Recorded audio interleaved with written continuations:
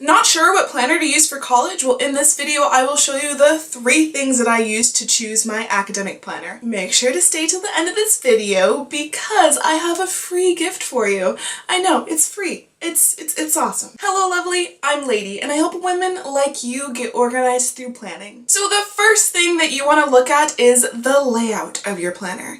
Are you someone who likes to write just the minimal amount? Then a monthly layout may be the best for you because you just get a monthly view on 2 pages and you can write down the important dates, so like exams and finals and things on those 2 pages. But if you like to write more detailed notes about your week and what you need to do, then I would definitely go with a weekly layout planner because it includes the monthly layout and the weekly layout in one planner. I think it's kind of the best of both worlds.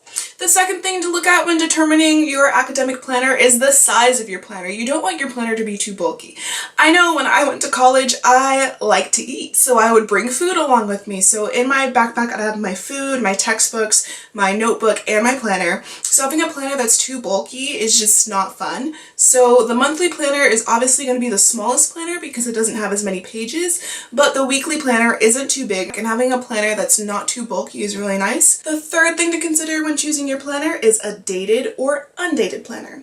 So with an undated planner, the beauty of it is as soon as you get your planner, you can start right away. There are no dates in it. You can jump in when you're ready to start planning and you don't have to wait for the date of your planner to start. But the beauty of a dated planner is that when you're planning out your whole semester, you don't have to put the dates in. Everything's ready. So when your teacher says, we're going to have a quiz in 3 weeks on this specific Thursday, you can go 3 weeks out and find the date right away because it's already in your planner.